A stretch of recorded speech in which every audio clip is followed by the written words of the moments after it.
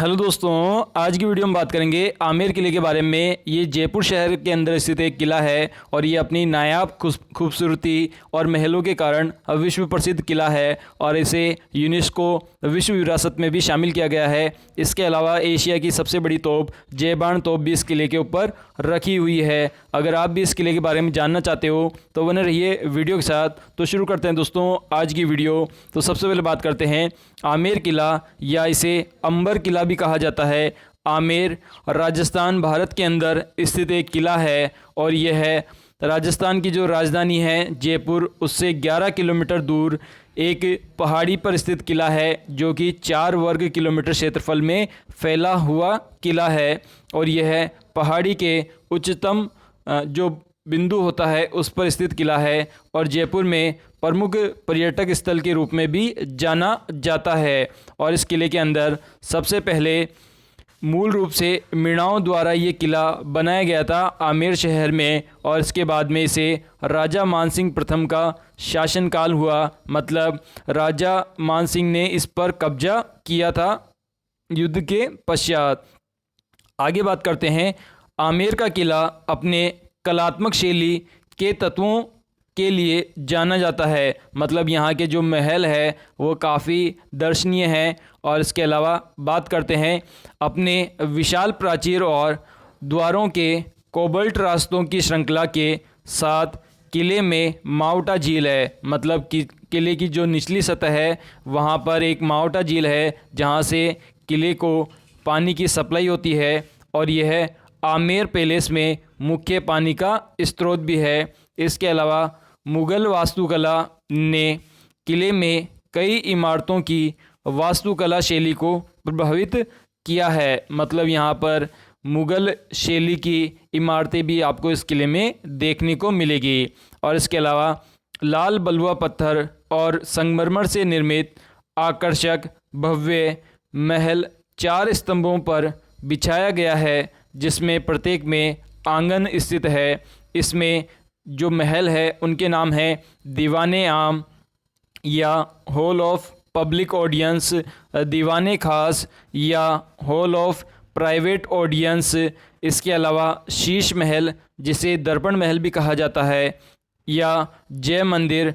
और इसके अलावा सुख निवास जहाँ पर एक ठंडी जलवायु कृत्रिम रूप से हवाओं द्वारा बनाई जाती है जो कि महल के भीतर एक पानी के झरने पर उड़ती है। इससे किले को आमेर पैलेस के नाम से भी जाना जाता है। मतलब यहाँ पर जो एसी जो आज की दुनिया में हम यूज करते हैं उसका पहले ही कुछ रूप देखने को मिलेगा।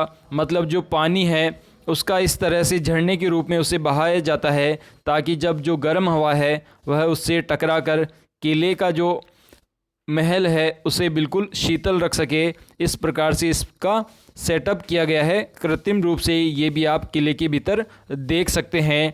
इसके अलावा महल राजपूत महाराजाओं और उनके परिवार का निवास स्थान था।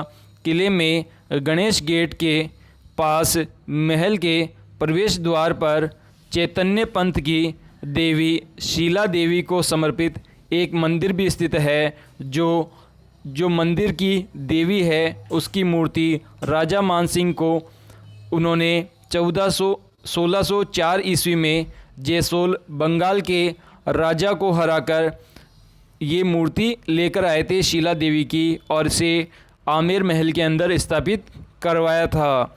और इसके अलावा राजा मानसिंह की 12 रानियाँ थी, इसलिए प्रत्येक रानी के लिए उन्होंने 12 कमरे बनवाए थे और प्रत्येक कमरे में राजा के कमरे से जुड़ी एक सीढ़ी थी जिसके द्वारा राजा कभी भी किसी भी रानी के कमरे में जा सकता था।